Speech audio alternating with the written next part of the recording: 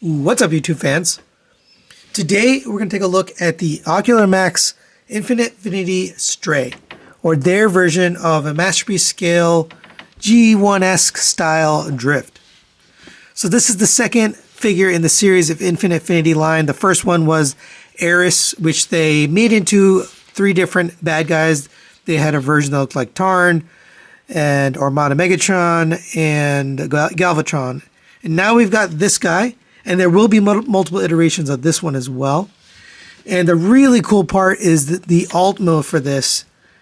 And we'll get there when we get there, but it turns into the Toyota AE86 from the manga or the video game, if you played it, from Initial D. So let's get a look at this guy. There is a couple things you need to do right out of box. And it took me a minute to figure out what those were, but we want to fix the abs here. And these are aesthetic changes. You don't have to do it, but if you come here and you rotate these up, you have that little silver painted piece here for the abs. And that matches up a little bit better with the top part here. So you can see now it kind of has obliques down there. All right, so same on this side. Rotate this up and get that back in there. And now he has kind of a contoured abdomen. Then you're going to come down to here on the knees. And again, this is totally aesthetic. You don't have to do it. But if you slide up these knee pads, you get a little bit bigger, more coverage. And again, you don't have to do it. It does leave a little gap on the bottom there, but it also makes his knee pads bigger. So total aesthetic changes if you want to make them.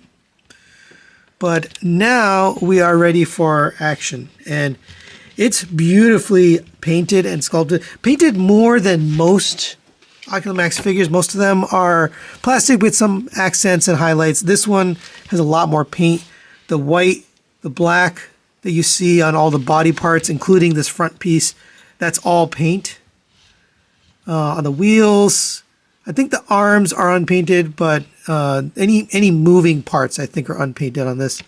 The head has got tons of detail: gold, metallic blue for the eyes, gray for the face, gold accents, red stripe down the side, more red, gold on here, silver for the thighs, silver for the thighs here, gold paint on the knee pads, black paint there, die-cast feet with black and silver paint. There's also die-cast, I believe, back here, this joint. It might be plastic, I'm not sure, but it does feel hefty down here in the leg area. All right, let's go over his articulation. This is one of the most articulated carbots I've ever seen to date from any company. It's really, really well done. The head is on a ball joint, so it gets you all the way around, side to side, forward and backward, and it can rotate around. And it's nicely toleranced. Almost everything is nicely toleranced. I'll show you something that isn't later, but for the vast majority, things are articulated and tolerances are really done well. You have two shoulder joints. So you have this inner one that can go up and down. You have this outer one that can go up and down. So combining them together, you can get it up to there. So you can move them independently. You can see there's a butterfly joint built into the shoulder. It comes all the way out to there. So you can get it, way forward in front of the chest. To do that, you can get it way back. Obviously, it breaks the sculpt if you go too far, but you can get it really far out. It's a really cool piece of articulation you don't see on transforming action figures all that often. So a lot going on in there. There is a joint in here which we're going to rotate for transformation. So you just got to make sure that's rotated in the direction that allows this movement. Otherwise, you won't get that rotation. I'll show you that during transformation. Rotation at the bicep. You have a double joint elbow. You can see the full bend. Hands are beautifully articulated. You actually have articulation at this wrist joint here. So this goes up and down. And it can go in and out on this joint. This is a transformation joint, but you can get an in and out movement there. And then the wrist itself can go in and out. Fingers are individually articulated at 3 pins. Thumb is on a ball joint and a pin. Oh, I'm sorry, 2 pins for the thumb. But what's great is they also splay out So, I mean, these are some of the most articulated hands ever at this size.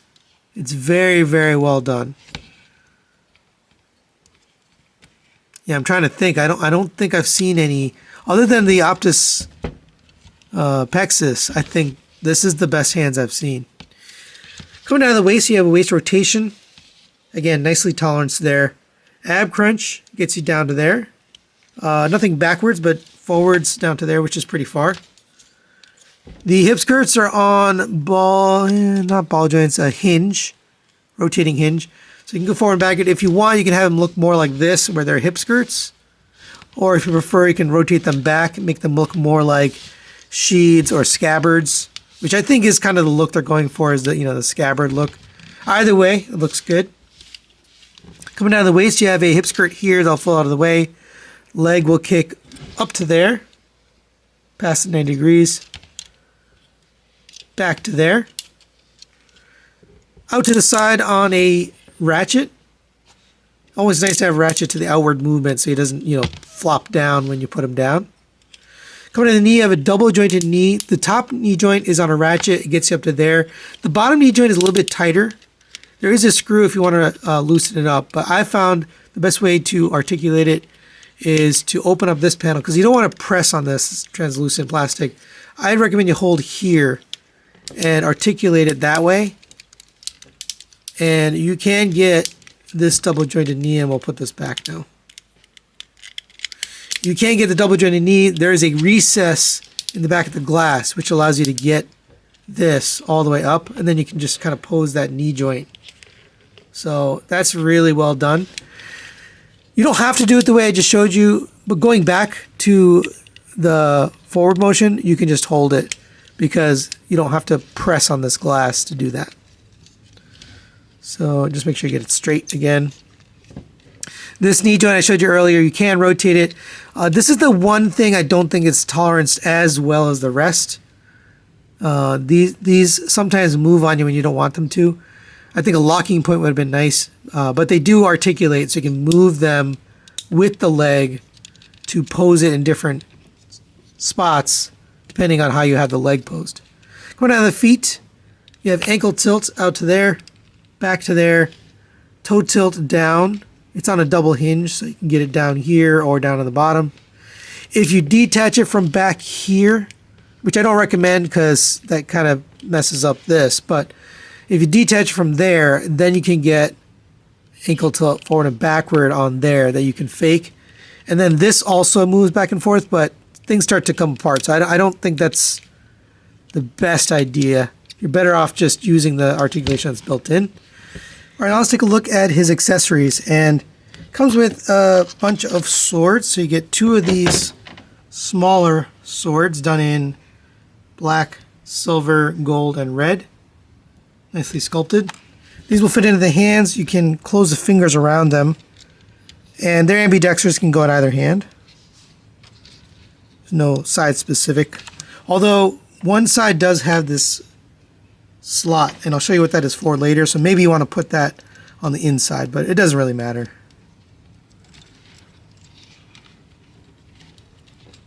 And you can have that look with him kind of wielding two of them.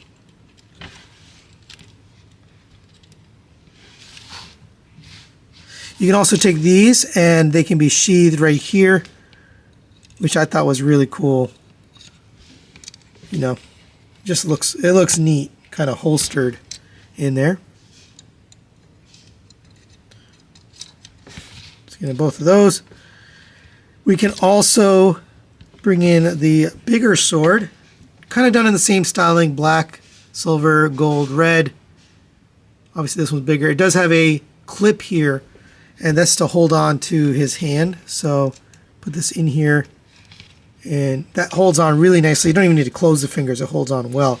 But if you want to flip it to the other side, let's say you want to put it in the other hand, they thought about that too. So you can unplug the hilt, rotate this around, plug it back in, and now we can peg it in on this side if you want. So that's some smart engineering by Ocular. That's really nice. And then the last thing you can do, if you want to store it all the way, you can come to the back here. We have a little pull down piece here. You slide this little piece down, flip this up. It's on a spring, so it springs up on its own. And if you look down, there's a little slot in the middle. And this sword can slide in there and sit right there. You want the clip facing backwards.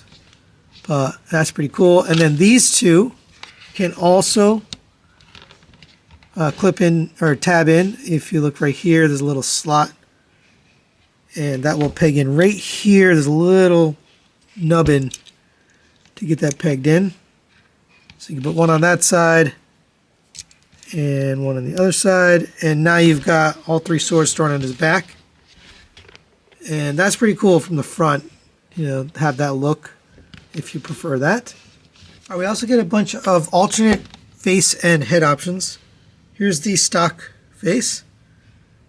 Really nicely detailed and sculpted. In order to change it out, you're going to lift back on the head, pull up on the ball joint. It's just attached on the ball joint. And then we're going to take the face and pop it out from here. It's pretty tough. I've had a hard time getting out, so I use a spudger to push forward on the chin. And that will pop off the face. Then grab the next one, and we can put that on like this. All right, there's the smiling face. There's the angry face. That's probably one of my favorites. We also have the alternate head. So here's the more IDW-esque head, I believe. Completely different head shape and face shape. It does have like an eye mask, or I guess a eye piece on there. Here's the back. So this one, same thing. We can pop the face off. Here's the kind of straight face, but with a slight smirk. Here's kind of a maniacal face, you know, laughing. Here's a grinning sort of face. And there's a teeth gritting or grimacing face. I like that one a lot. So let's put this one on there. And there's how it looks with the alternate head. A really nice option there. And just to show you, here it is side by side with the original head. All right, before we get him transformed, I did want to show you there's some alternate configurations for the shoulders and the chest. And I think they go better with the IDW head.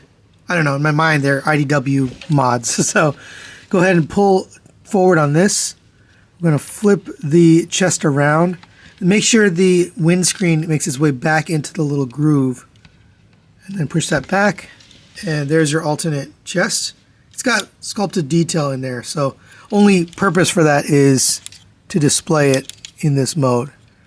So pretty cool. And then for the shoulders, if you unpeg from here, then you can come to here and push up from the back. Make sure this little tab clears.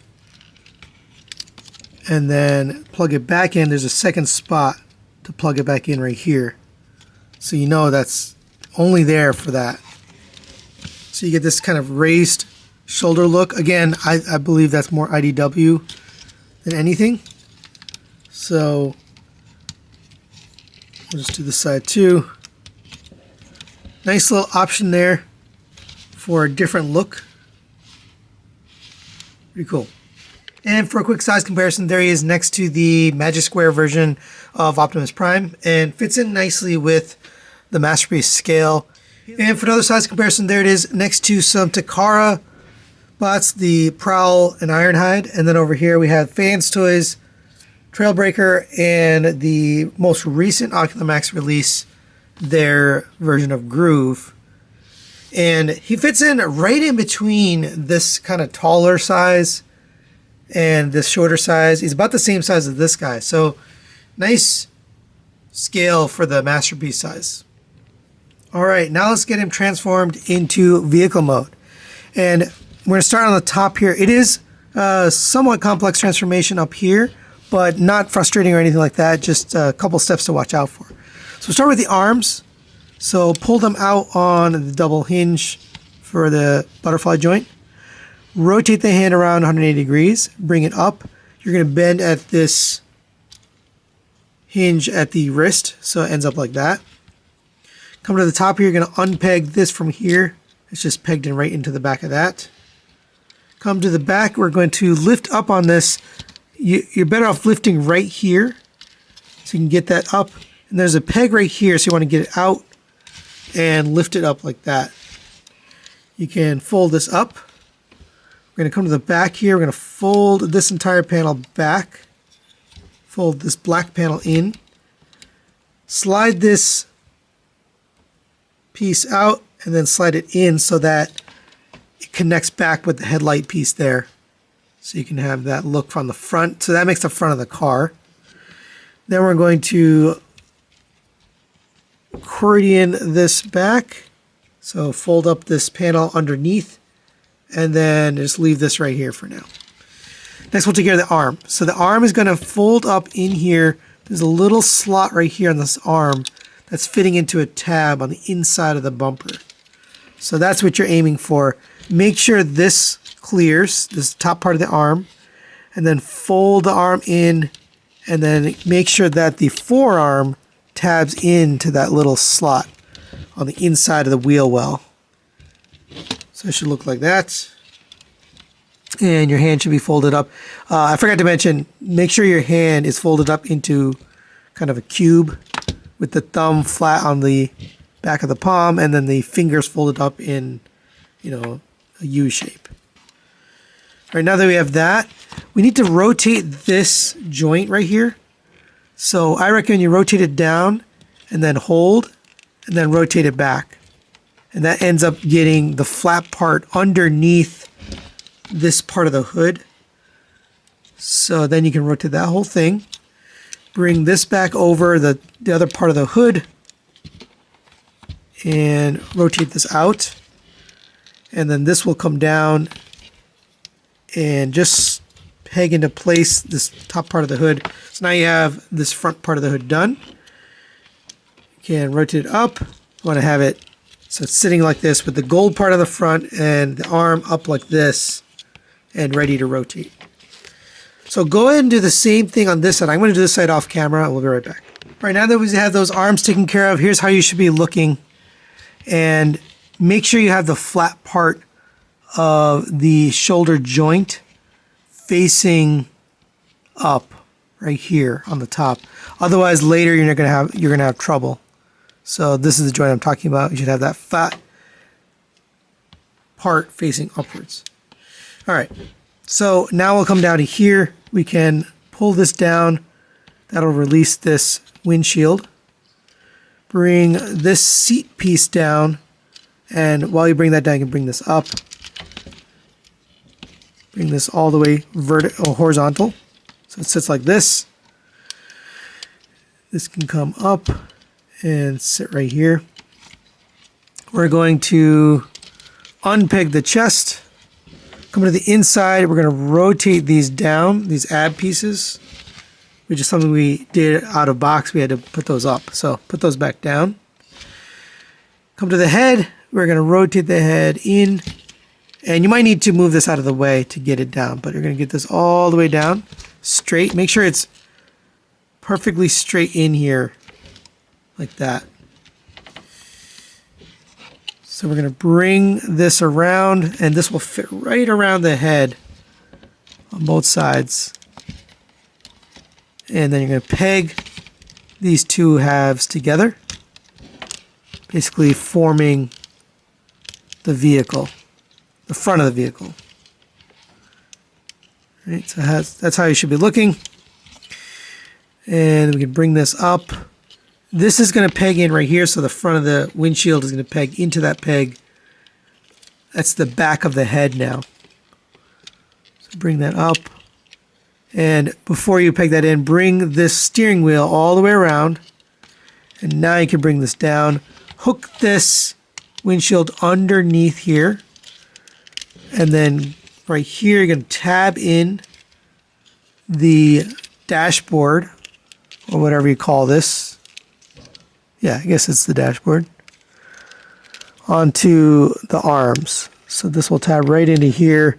You can kind of look underneath and just see where it's lining up and get that pegged in.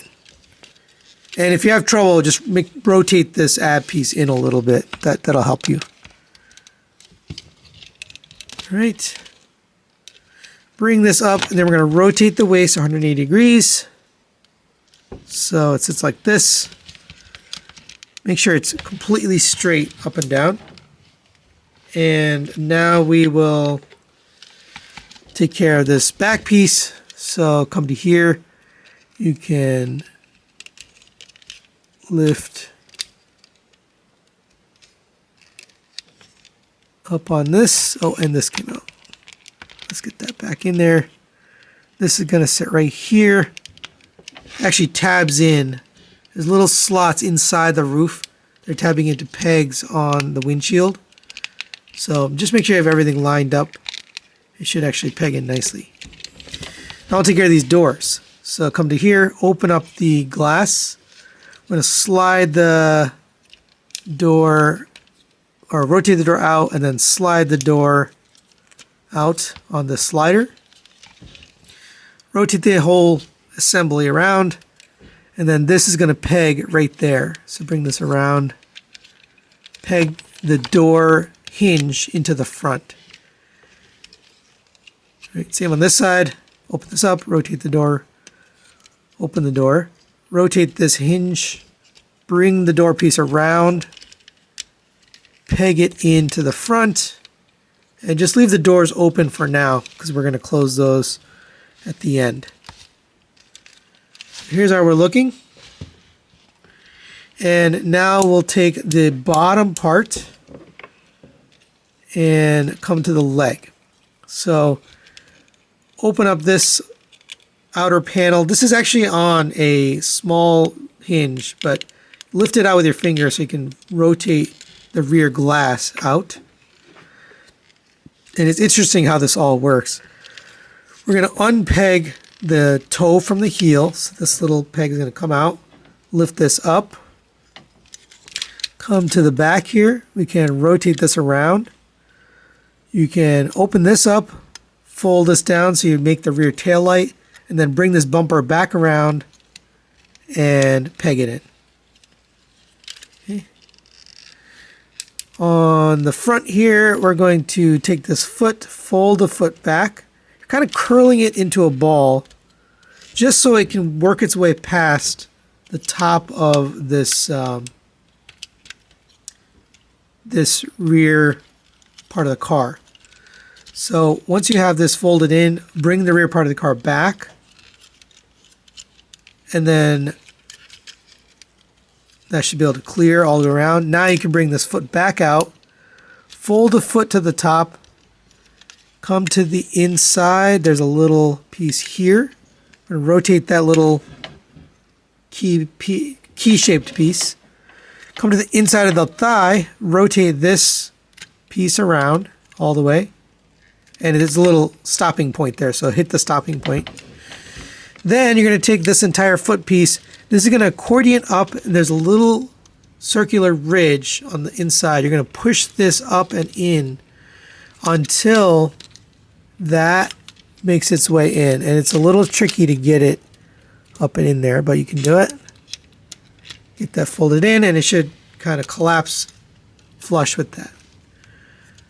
All right, now that we have that, we can bring the leg down, use both hinges, so you have to use the upper and lower hinge. Once you fold all the way down on the ratcheted lower hinge, the upper hinge will start bending.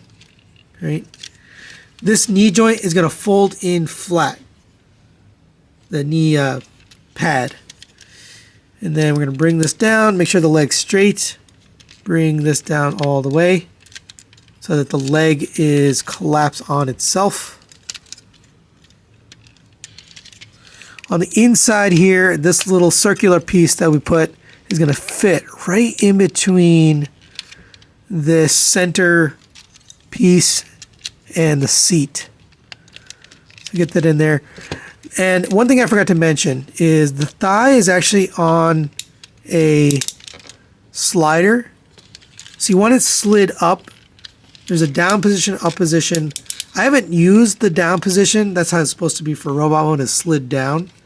But you want this slid up for vehicle mode so it comes closer. So make sure that's pushed all the way up for vehicle mode. Otherwise, you might have trouble getting this to collapse in here. Right, but get that on there. This is going to slide forward. Tab in right here on the bottom. Leave this part open, the back glass. All right. So that's one side done. Go ahead and do the other side. I'll do it off camera and be right back. All right, now that we got both legs transformed, we can get them pegged together and then attach them. So there's a peg inside and then there's a peg on the back. So just give that a squeeze. And then on the roof, there's also a peg. Get that together. And that should all fit nicely. There's a little peg on the front of this back roof that's going to go into the center stack, for lack of a better term. So bring this down, and this one can be tight. Make sure you have this pushed all the way forward, the back part, all the way forward. And it should grab onto that little spot. And I've had trouble getting it perfectly. There we go. I got it. So you should be able to bring the back and front roof pieces together. For the doors, make sure these glass pieces are slid backwards. Oops, and I detached this. But make sure the glass is slid backwards on the door, and then you can close this up. Actually, before we close this up, there is a little detail right here, and it's the headrests. You can fold up the headrests. It's hard to do it earlier because there's not a lot of room as you're working on the roof. But now that we have the roof in, you can push those headrests up. Hopefully you can see that. Now we can push this back, close up the door. It should peg in and fit like that. And then same on this side. Close this up and make sure it pegs in. All right, and there is Stray in vehicle mode. And what a gorgeous looking alt mode. They really nailed the look of the Toyota AE86. They just got it. Nice orange markers on the front and on the sides. Yellow fog lights down here. Little spot for the license plate, which we will apply the stickers there. Same on the back. You have a little spot for the license plate right there. Red and orange for the taillights. Silver for the muffler. The wheels are painted black with rubber tires. Rolls beautifully. Really, really nice car model. It just looks like a great car model. And inside is detailed too. So if you open up the door, pull it back there, there's a seat with the headrest there. So that's done beautifully. There's a little bit of detailed interior. Now this is a right-hand drive car because it is from Japan. So getting a little bit closer, we can see some of the detailed steering wheel and a dash, and there is the little spot for the cup of water, which you can balance. In order to put that in, it's a little tricky, but we can get that in there. We're going to detach this back section here so we can lift this up. And this part is tight in there, so I have a little trouble getting it out, but those two tabs are coming out of there. Then we're going to detach this roof piece, and then we can detach the front windscreen. There we go. And now you can access the little port right there. And this thing is very, very small, so be careful. Looks like a little styrofoam cup that can be placed right here in the cup holder. And my hands are a little big, but it does go in there, so there it is. Then we can reclose it. And we do have weapon storage for this guy. You can come to the bottom here. And if you take the bigger sword, you're going to detach the hilt from the blade. For the blade, you can open up these little pegs. Insert this here and then close those around. Make sure it's all the way back. And that will sit right there. For the hilt, you can come to here. You're going to sit it with the clip facing upwards and just tab it in. There's a little slot right here on the back. So peg that in. And it kind of sits out the back a little bit. Then we're going to take these. There's a little slot here. And that's going to peg into the front under part of the arms. Same for this one. And you can roll it around. It is a tight fit now with those under there, so just make sure you have everything collapsed properly. But you can store all the weapons. That's pretty cool. All right, and the last thing I wanted to mention here in the vehicle mode is it does come with a sticker set. It comes in a little container. Looks like this. This actually shows you where to put the stickers. And there's actually 2 sets in here. So this is the second one I didn't use. And I did try to apply these, but I'm not quite sure how this works. I think you might have to cut them exactly to size. And I had a little trouble cutting them to size. I just want to show you what they look like. But here's one sticker, and we would put this one right here. But it's not a transferred sticker, so I think you have to cut it exactly to size and then place it, because it doesn't transfer from here. So again, I'm not 100% sure how they work, so I don't want to ruin them. I'm going to probably check this out outside the review, and then we'll take a look. All right, and here is the Fujiwara 1/32 scale Tofu shop, which is reminiscent of what we saw in the manga, or in my case, in the video game for Initial D. And this is so you can recreate the scene with the vehicle and the tofu shop. And I showed the unboxing and build for this. There's a little bit of assembly to do, but it does have a light up feature. If you come to the back here, you'll see there's a little plug.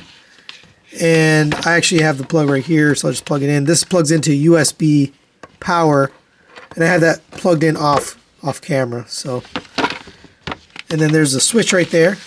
So bring this back around. We can place the car right here, and then we can turn off some lights so you can see it, and let's light it up. And how cool is that? Such a cool little display. You can have the street lamp lighting up, the car. You have a little park bench here, but I just think that's such a cool display. If you're interested in this, I'll put the link in the description to Toydojo's website where you can buy this. I think it was $40 for the diorama. So if you're a fan of the show, then this is definitely a nice pickup and a nice complement to this figure. And for size comparison, there it is next to the Magic Square version of Optimus Prime. And it fits in perfectly. Perfect vehicle size here next to Optimus. And for a few more comparisons, there it is next to the Takara Masterpiece Blue Streak, the recent review I did, the DX9 Red Storm, their version of Sideswipe, and then the Takara Ratchet. And one more comparison, here it is with the X-Transbots Yaguchi, their version of Downshift. And I wanted to bring this in because a lot of people said, hey, this is the same Ultima. They're actually different. So this is a Toyota Celica Supra. This is a Toyota AD6. They do have some similarities. They both have pop-up headlights and similar taillights, but they are different vehicles. And it's a shame. This one is a beautiful looking vehicle, but lots and lots of paint chipping all over the place. But just wanted to show that slightly different vehicles here. So final recommendations on the Ocular Max Infinity Stray. This is a great figure. I'm going to give this a 4 out of 5. Recommend it. It's really a great figure to pose. I mean, it's got such good natural posability. And I pulled this off just by, messing with it for a little bit. It wasn't very challenging. So it just has really good articulation. Nice accessories. I like all of the swords. I love that they store in both robot and vehicle mode, and you can choose different options. You can have them in the scabbards, or you can have them in the back. You can have them, kind of on the bottom of the car. It really works. The alternate face options are nice. The first edition exclusive head is pretty cool. If you're an IDW fan, you can swap them out and get this. So lots of cool things. I think my only complaint with this is really this knee joint here in robot mode. That could have been a little bit tighter, or maybe it had a ratchet or something to kind of lock it in place. But other than that, it's really cool. Obviously the vehicle mode is something I really cherish. So if you're interested in this, you can pick it up from Toydojo. I put the link in the description for both this and the diorama. But thanks to Eddie from Toydojo for sending this out. Thanks for watching, and we'll see you next time.